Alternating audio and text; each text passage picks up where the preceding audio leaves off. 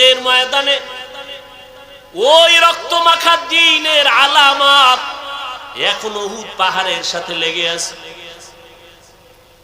বহু বছর চেষ্টা করছি বাইতুল্লাহ থেকে মদিনায় গিয়া উহুদ পাহাড়ের ওই জায়গাটা একটু বসবো, দেখবো নবী যেখানে দান দান শহীদ করে বসছিলেন।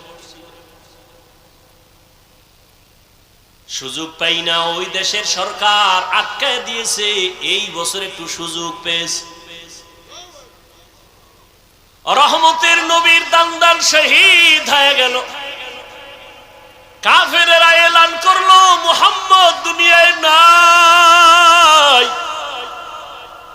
কান্নার আওয়াজ চতুর্দিকে ছড়ায় পড়ল। বেলাল পয়গম্বরের সাহাবী আজান দিতেছেন। ওই বেলালের কানে আজানের মাঝখানে আওয়াজ আসছে মদিনার নবী জিন্দা নাই। আজান বাদ দিয়া মাঝখান থেকে দৌড়ায় আমার নবীকে দেখার জন্য। যেই নবী দুনিয়াতে নাই তার জন্য আজান দিলাম, সে না থাকলে আজান আর দিব না। ঠিকই নবীর ইন্তেকাল যখন হয়ে গেল, বেলাল বলে আর মদিনায় থাকতে পারি না, আজান আমি দিয়া সহ্য করতে পারি না। সিরিয়ার জমিনে বেলাল চলে গেল। বেলালের কণ্ঠের আজান যদি না হয়, ফজরের অন্ধকার আলোকিত হয় না। যদিও 10 জন সাহাবাদের মধ্যে বেলালের নাম নাই, কিন্তু নবী কয় আমি জান্নাতে গিয়া বেলালের আওয়াজ পেয়েছি, হাঁটার আওয়াজ। হৃদয়টাকে এত পবিত্র পরিশুদ্ধ করেছে। ও যুবক, তুমি স্কুলে পড়ো, কলেজে পড়ো, তুমি ডাক্তারি পড়ো, ইঞ্জিনিয়ারিং পড়ো, হৃদয়টারে পরিষ্কার করো, নেফাকি দূর করো। আল্লাহর কোরআনের নূর সিনায় ঢুকাও। কোরআনওয়ালা উলামায়ে কেরামদের মোহাব্বত অন্তরে জায়গা করে নাও। বেয়াদবি আচরণ থেকে নিজেকে বাঁচাও। নবীজির মোহাব্বত অন্তরে ধারণ করো আর আল্লাহর কাছে দোয়া করো, হে মালিক, যেই নবীর এত গুণগান শুনি ওই নবীর রওজার পার্শ্বে দাঁড়া একটু সালাম দেওয়ার তৌফিক আমারে দান করো। ওই নবীর রওজায় গেলে চোখের পানি ধরে রাখা যায় না। যেই নবী গোটা দুনিয়া পাগল করে ওখানে আছেন, ওই নবীর দান দান শহীদ হয়ে গেল। নবী এত কষ্ট করলেন দিনের জন্য। উহুদের পাহাড়ের পাদদেশে নবীকে নিয়ে যখন বসাইলেন হযরত আলী সহ ভিন্ন সাহাবায়ে কেরাম, ওখান থেকে ১৫০০ বছর হয়ে গেছে নবী নাই, এখনো মিশকের ঘ্রাণ পাওয়া যায়। ওই উহুদের ময়দানে ৭০ জন সাহাবা, এদের কবর ওখানে পাহারা দেয়।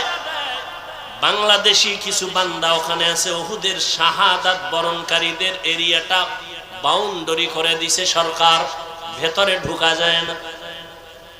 বাংলাদেশি সহ আরো অনেক আলেমরা পাহারা দেয়, ওই দেশের আলেম আছে। একজনে সেদিন বললেন, হুজুর আল্লাহর কসম, উহুদের এই ময়দানে যদি রাত্র 2টার পরে আসেন, মিশকের ঘ্রাণ বের হইতে থাকে।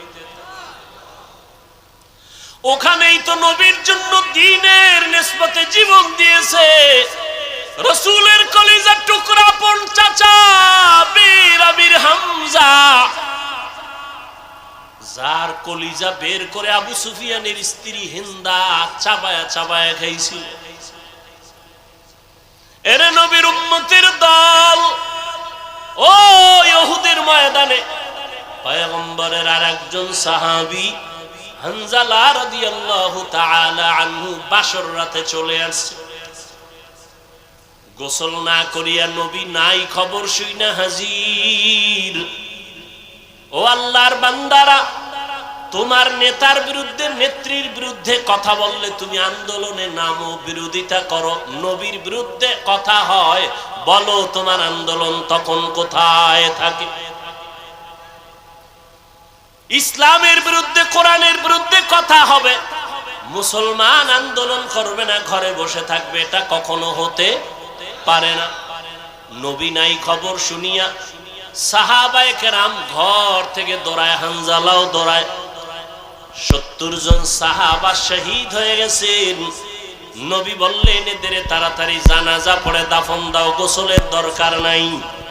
যেই পোশাকে তারা মরেছে, শহীদ হয়েছে, এই পোশাকে হাসরের ময়দানে উঠবে। কিয়ামতের দিন এদের গায়ে রক্ত মাখা দেখবে।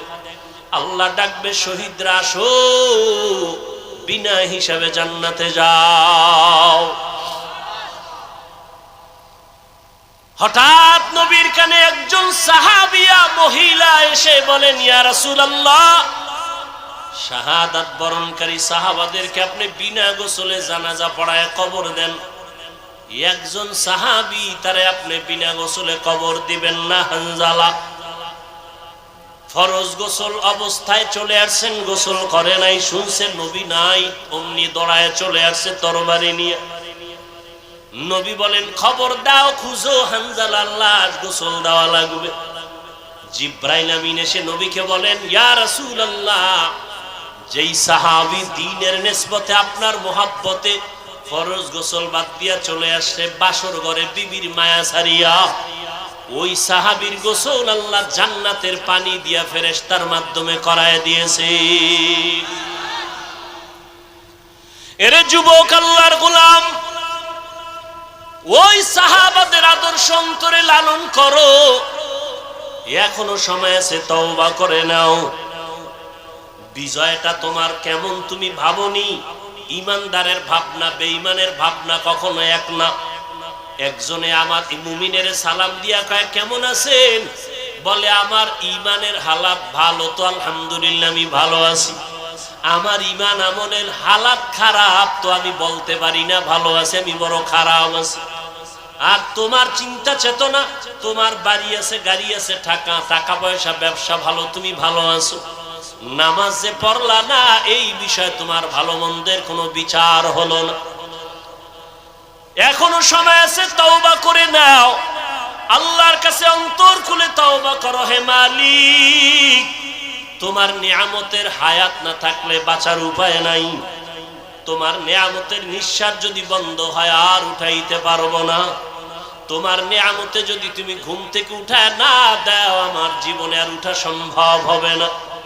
ও আল্লাহ, জীবনটা শুধু নিয়ামত পাইলাম, কিন্তু শুকর আদায় করতে পারলাম না।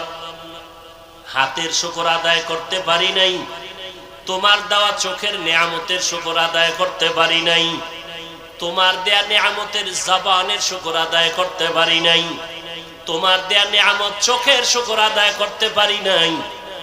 কোনদিন কোরআন শরীফ হাতে নিলাম না, চোখ দিয়া তাকায় দেখলাম না, জবান দিয়া কোরআন তেলাওয়াত করতে পারলাম না। জীবনে অনেক কিছু চোখ দিয়া দীর্ঘ টাইম তাকাইয়া দেখছি, কিন্তু 1 মিনিটের জন্য কোরআনের দিকে তাকাইয়া সহ্য করে দেখতে পারি নাই। জীবনে জবান দিয়া কত কথা বলেছি, মোবাইলে সারাটা রাত, কিন্তু জবান দিয়া 100 বার দরুদ শরীফের আমল করতে পারি নাই।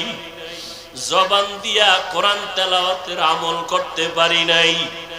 এই হাতের দ্বারা কত লেখাই যে জীবনে লেখলাম, কিন্তু হাতের দ্বারা কোরআন ধরিয়া ধরিয়া লাইনে আঙ্গুল টেনে পড়তে পারি নাই। হিসাব মিলায় দেখলাম আমার মতো নাফরমানার এই জমিনে কেউ নাই। ও যুবক বাবারা, বৃদ্ধ বাবাজিরা, পর্দার আড়ালের মা বোনেরা, আল্লাহর কাছে নিয়ামতের হিসাব কিন্তু দিতেই হবে। আল্লাহর দেওয়া নিয়ামত পাইলেন, আল্লাহর দেওয়া বাতাস বড় নিয়ামত, আল্লাহর দেওয়া পানি বড় নিয়ামত, সূর্যের আলো বড় নিয়ামত। সব কিছু ভোগ করলেন, শুকর আদায় করলেন না। আল্লাহর নবী দোয়া শিখাইছেন, যখন ঘুম থেকে তুমি উঠবা আলহামদুলিল্লাহ বলে শুকর আদায় করো। নামাজ আদায় করবা, সেজদায় গিয়া সুবহান রব্বিয়াল আলা বলবা। আজকে ঘুম পাইয়া ঘুমাইলা, ফজরের আজান কানে আসলো, মসজিদে হাজির হতে পারলাম না। এখনো সময় আছে, তওবা করে নাও। কত আল্লাহর বান্দার খবর পাই, নিজেও নামাজে ফজরে যায় না, অনেক ভাড়াটিয়ারা যেতে চায়, গেটের চাবি দেয় না নামাজে যাওয়ার জন্য। ও হতভাগা কপাল পোড়া ঘরের মালিক, এখনো সময় আছে, পায়ে হাত রেখে বলি তওবা করে ফিরে আসো। তোমার ঘরের ভাড়াটিয়া এমন হওয়া চাই যে 5 বেলার নামাজে জামাতে যাবে, এমন একজন কর্মচারী তুমি বাড়ির মধ্যে রেখে দাও, কাজের মানুষ, যে তোমার ভাড়াটিয়াদেরকে 5 ওয়াক্ত নামাজে ডাকবে, চলো নামাজের সময় হয়ে গেছে। তোমার ঘর আমার আল্লাহর রহমত দ্বারা ভরপুর হয়ে যাবে, ফেরেশতারা পাহারা দিবে। ও যুবক বাবারা, স্কুলে পড়ো, ব্যবসা করো, মাওলার কোরআন তেলাওয়াত করো, দোকানে বসে আসো, বাজে কথা না বলে, মোবাইল না দেখিয়া দরুদ শরীফ পড়ো, ইস্তেগফারের আমল করো। পর্দার আড়ালের মা বোনেরা, ফজরের নামাজ পড়ো, সূরা ইয়াসিনটা তেলাওয়াত করে নাও। যোহরের নামাজ পড়ে সূরা ফাতিহা তেলাওয়াত করে নাও বা সূরা আর রহমান। আসরের নামাজ আদায় করে সূরা নাবা তেলাওয়াত করে নেন রে মা। মাগরিবের নামাজ আদায় করে সূরা ওয়াকিয়া তেলাওয়াত করেন। এশার নামাজের পরে মা সূরা মুলক তেলাওয়াত করেন। 5 বেলার নামাজে 5টা সূরার আমল। নবীজির মোহাব্বত নিয়া ওযু সহকারে নির্জনে বসিয়া কমপক্ষে 100 থেকে 300 বার দরুদের আমল করেন।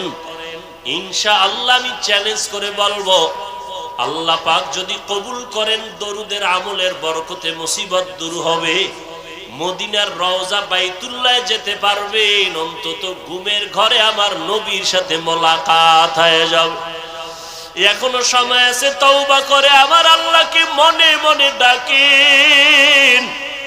আমার আল্লাহ তো আপনার অন্তরের দিকে তাকায় আছে রে গুনাহগারেরা, কখন তুই একবার আল্লাহ বলিয়া ডাক দিবি, কখন তুই গুনার কথা স্মরণ করে 2 ফোঁটা চোখের পানি ছেড়ে কাঁদবি। ও যুবকেরা, অন্তরটা যদি একটু নরম করতে পারো, তোমার আমার মতো কত যুবকের জীবন চলে গেল। পানির নিচে যুবকের লাশ, গাড়ির নিচে যুবকের লাশ, এই আন্দোলনে কত যুবকের লাশ চলে গেল। ও আল্লাহর বান্দার, আগুনে পুড়িয়া কত লাশ চলে গেল, পানি বন্যায় কত মানুষ চলে গেল। তুমি আমি রাতের বেলা ঘুমাইবো, রাতের বেলা ঘুমের পরে সকালে উঠার কোনো গ্যারান্টি নাই। ঘর থেকে বের হয়ে যে রাস্তায় যাও, ঘরে আসার কোনো গ্যারান্টি নাই। ও আল্লাহর বান্দারা, এখনো সময় আছে, 2 ফোঁটা চোখের পানি ছেড়ে গুনার কথা স্মরণ করে তওবা করো। মনে মনে আল্লাহকে বলো, আল্লাহ তোমার কোরআনটা বুকে লাগায় জবানে তেলাওয়াতের তৌফিক দাও। স্কুলে পড়ো, কলেজে পড়ো, চাকরি করো, বাধা নাই, কোরআন তেলাওয়াত বন্ধ করবা না। মনে মনে আল্লাহকে বলো, আল্লাহ আমি স্কুলে পড়ার কারণে কোরআন থেকে অনেক দূরে সরে গেছি, আজকে থেকে আমি চেষ্টা করব তোমার কোরআনটা শিখার জন্য, তেলাওয়াতের জন্য। ও আল্লাহ, আমি স্কুলে পড়িয়াও নামাজ আর ছাড়ব না। আয় আল্লাহ, জবানকে হেফাজত করব। তোমার মতো কত যুবক স্কুল কলেজে পড়িয়াও নামাজ ছাড়ে না, তেলাওয়াত করে, নামাজ পড়ায়, তুমি কেন পারবা না রে বাবা? তোমার মতো কত যুবক জেনারেল লাইনে থাকিয়াও ব্যবসা চাকরি করিয়া নামাজ ছাড়ে না, দাড়ি কাটে না, তুমি কেন পারবা না? আল্লাহর কাছে তওবা করো, চোখের পানি ছাড়ো। চোখে যদি পানি না আসে, নবী বলেন কান্নার বাহানা করো, তাতেও বড় সওয়াব। কারণ দুনিয়াতে ঘরে আগুন লাগলে পানি ছাড়া যেমন ঠান্ডা করা যায় না, গুনার কারণে যদি জাহান্নামের আগুন জ্বলিয়া উঠে, চোখের পানি ছাড়া ঠান্ডা করা যাবে না। চোখের পানির বড় দাম। রহমতের নবী নামাজে সিজদায় পড়ে কান্নার আওয়াজ, হাসরের ময়দানের ভয়ে নবী কান্নার আওয়াজ। আম্মা জান আয়েশা বলেন, নবী আপনি কাঁদেন কেন? নবী বলেন, কিয়ামতের দিন সূর্যের গরম আমার উম্মতেরা কেমনে সহ্য করবে? আমার উম্মতেরা গুনার কারণে জাহান্নামের আগুনে কেমনে জ্বলবে? ও যুবক, আমার মাওলার কোরআন মিথ্যা মনে করিও না। ওই কোরআনে গুনাহগারের জন্য জাহান্নাম আল্লাহ স্পষ্ট বলেছেন। বাবা, তুমি কোরআনটাকে যদি সত্য মনে করো, গুনাহগারের জন্য জাহান্নামে কথাটাও বিশ্বাস করিও। তুমি যদি গুনাহগার হইয়া তওবা না করিয়া কবরে যাও, তোমার কবর জাহান্নামের টুকরা হয়ে যাবে। কিয়ামতের ময়দানে তোমার হাতে জাহান্নামের হ্যান্ডকাপ লেগে যাবে। ওই আগুনের ভয় অন্তরে জমা করিয়া 2 ফোঁটা চোখের পানি ছাড়ো। যদি কান্না না আসে বাহানা করো। আর তোমার ডানে বামে যদি কোনো কান্নাওয়ালা ভাই পাও, একটু দোয়া নাও। কান্নাওয়ালা যদি দোয়া করে তোমার কপাল খুলিয়া যাবে। আর দুনিয়াতে তোমার বড় দোয়ার ফ্যাক্টরি তোমার মা, তোমার বাবা। ওই মা বাবা যদি থাকে, বাবা যদি থাকে দোয়া নাও, মা থাকলে দোয়া নিও। মা বাবার দোয়া ছাড়া তুমি কোনোদিন সফলতা অর্জন করতে পারবা না। ওই মায়ের কাছে গিয়া বলি, ওরে মা একটু দোয়া করিয়া দাও। রসুলের রওজার কিনারায় দোয়ায় দাঁড়াইলাম একটা যুবক, আমার দেশে বাড়ি, গলা জড়ায় কাঁদের, কয় হুজুর আমার মা নাই, আমি বড় অসহায়। আমার মা আমার জন্য কত দোয়া করেছেন, আজকে আমি সব পাই, কিন্তু আমার মায়ের কণ্ঠ কানের মধ্যে পাই না। ও আল্লাহর বান্দারা, ওই মা পাইয়া বেয়াদবি করিও না। মায়ের থেকে দোয়া নাও, বাবার থেকে দোয়া নিও। এমন মা বাবার দোয়া ছাড়া তুমি পরীক্ষায় ভালো নাম্বার পাও নাই, আর দোয়া ছাড়া তুমি সম্মানের জায়গায় আসতে পারো নাই। ওই মা বাবার জন্য কলিজা ভরে দোয়া করো। বেঁচে থাকলে মাকে বলিও, মা কত অজান্তে বাজে কথা বলছি, তুমি কষ্ট পেয়েছো, আজকে মাফ করিয়া দাও। আমি গুনাহগার হইয়া কবরে যাব না, তুমি দোয়া করো, আমি তওবা করতেছি। আর নামাজ ছাড়বো না, দাড়ি কাটবো না, বেপরদায় চলবো না, কারো সাথে খারাপ ব্যবহার করব না। নবীজির তরিকা মেনে মা বাবা তোমার দোয়া নিয়া, ওলামায়ে কেরামের পরামর্শ নিয়ে চলবো, বিরোধিতা করব না। তওবা করার মতো যদি কারো অন্তর তৈরি হয়, তওবার খাঁটি নিয়ত যদি থাকে, 2টো হাত আমার আল্লাহকে দেখায়া দাও। আয় আল্লাহ আমাদের হাতগুলো কবুল করে নেন। আয় আল্লাহ আমরা গুনার থেকে তওবা করতেছি, আর গুনাহ করব না। আয় আল্লাহ আর আপনার নাফরমানি করব না।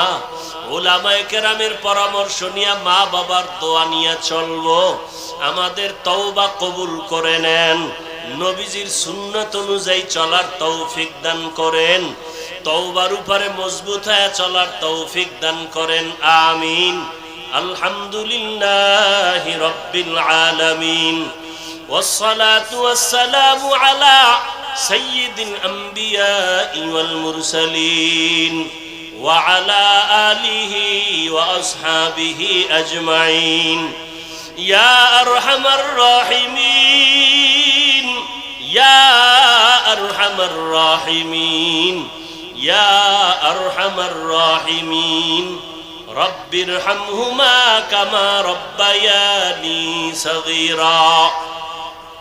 اللهم إنك عفو كريم تحب العفو فاعف عنا. اللهم إنا نسألك رضاك والجنة ونعوذ بك من سخطك والنار. اللهم إنا نسألك رضاك والجنة ونعوذ بك من سخطك والنار. ও দয়ার মালিক, গুনাহের বোঝা নিয়ে আপনার দরওয়াজায় হাত তুলেছি। কত উলামায়ে কেরাম, কত দাড়িওয়ালা মুরব্বী হাজী সাহেব, কত ব্যবসায়ী, কত চাকরিজীবী, কত যুবক, কত ছাত্র ভাই, কত মা বোনেরা আপনার দরওয়াজায় হাজির। আয় আল্লাহ, আপনি যেদিন দুনিয়ায় পাঠাইছিলেন কত আনন্দিত ছিল আমার মা বাবা। আজকে গুনার কারণে আমার জীবনটা বড় নাপাক হয়ে গেছে। আয় আল্লাহ, গুনার কারণে চোখে পানি নাই, দিলটা গুনার কারণে পাথর। আয় আল্লাহ, আমার ডানে বামে কত আপনার গোলামরা কান্না করে চোখে পানি। আমার কপাল বড় খারাপ, আমার চোখে পানি নাই। গুনার কারণে আমার হাত না পাক, আমার জিহ্বা না পাক, আমার চোখ না পাক, আমার অন্তর না পাক। আয় আল্লাহ, তওবার নিয়ত করেছি, আর হাতের দ্বারা গুনাহ করব না। আয় আল্লাহ, চোখের দ্বারা গুনাহ করব না। জবানের দ্বারা আর গুনাহ করব না রে আল্লাহ, অন্তর থেকে তওবা করতেছি। আয় আল্লাহ, অন্তরের কল্পনার গুনাহের থেকে বাঁচতে চাই, হাতের গুনাহ থেকে বাঁচতে চাই, চোখের গুনাহের থেকে বাঁচতে চাই। মরণের তো আর সময় মনে হয় বাকি নাই। চোখের সামনে আমার মতো কত যুবকের লাশ। আয় আল্লাহ, এমন একটা দিন নাই যে লাশের খবর পাই না। মনে করছিলাম বুড়া হওয়ার আগে বুঝি মরব না, অথচ আমার মতো বহু যুবক চলে গেল। আয় আল্লাহ, গুনাহগার হইয়া কবরে যাইতে চাই না। কোরআনে গুনাহগারের যে শাস্তির বয়ান আপনি করেছেন, রহমতের নবী যে জাহান্নামের বয়ান করেছেন, ওই কবরে দুই পার্শ্বের মাটির চাপ, কবরে জাহান্নামের আগুনের গরম, হাসরের ময়দানে জাহান্নামের গরম, সূর্যের গরম সহ্য করতে পারবো না। আয় আল্লাহ, আপনি আমাদেরকে খাঁটি তওবা করার তৌফিক দান করেন। আয় আল্লাহ, গুনাহ মুক্ত হইয়া চলার তৌফিক দান করেন। আয় আল্লাহ, মাহফিল আপনি কবুল করে নেন।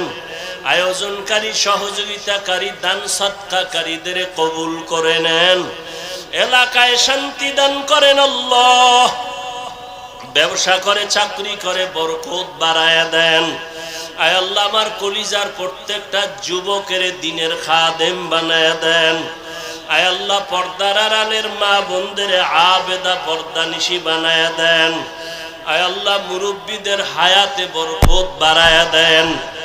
সারা দুনিয়াবাসীকে মাফ করে দেন। আয় আল্লাহ, মুসলমানের ইসলামের হেফাজতের ব্যবস্থা করে দেন। বাংলাদেশ শান্তির দেশ বানায়া দেন। আয় আল্লাহ, বন্যায় যারা দুনিয়া থেকে বিদায় হলো, বিভিন্ন ভাবে অ্যাক্সিডেন্টে যারা চলে গেল, তাদের জান্নাত দান করেন। যারা অসুস্থ আছে কুদরতের দ্বারা সুস্থ করে দেন আল্লাহ। আয় আল্লাহ, যারা অসহায় মুসিবতে আছে কুদরতের দ্বারা শান্তির জিন্দেগি দান করেন। আয় আল্লাহ, আমাদের পরস্পরে হিংসা দূর করে মোহাব্বত বাড়ায়া দেন। উলামায়ে আহলে হকের এক বানায়া দেন। উম্মতের অন্তরে মোহাব্বত বাড়ায়া দেন। নবীজির সুন্নাত ওয়ালা জিন্দেগি দান করেন। আয় আল্লাহ, ঘরে ঘরে সুন্নতের বাতি জ্বালায়া দেন। সহিভাবে সবাইকে কোরআন পড়ার তৌফিক দান করেন। 5 ওয়াক্ত নামাজি বানায়া দেন। আয় আল্লাহ, সবাইকে দ্বীনের খাদেম বানায়া দেন। আয় আল্লাহ, মিথ্যা মামলা থেকে মুক্তির সবাইকে ব্যবস্থা করে দেন। জালেমদের জুলুম থেকে সবাইকে হেফাজত করেন। আয় আল্লাহ, চলার পথে ইজ্জতের সাথে হেফাজত করেন। আওয়াজে কথায় রুহানিয়াতে স্পষ্টতা বাড়ায়া দেন। উলামা তোলাবা উম্মতের অন্তরে ইজ্জত মুহাব্বত বাড়ায়া দেন। আয় আল্লাহ, ইলম ও হিকমত আমলে বরকত দান করেন। আয় আল্লাহ, নবীজির রওজায় গিয়া সালাম দেওয়ার তৌফিক দান করেন। বাইতুল্লাহর গিলাফ ধরে লাব্বাইক বলার তৌফিক দান করেন। আয় আল্লাহ, আমরা যারা হাত তুলেছি জানি না কার মা নাই, কার বাবা নাই। অন্ধকার কবর থেকে দোয়া চায় ও সন্তান, ওই মা বাবার চেহারাটাও কি মনে পড়ে না? ও আল্লাহ, জানি না কারা এখানে ইয়তীম। মেহেরবানি করে সবার কবর জান্নাত বানায়া দেন।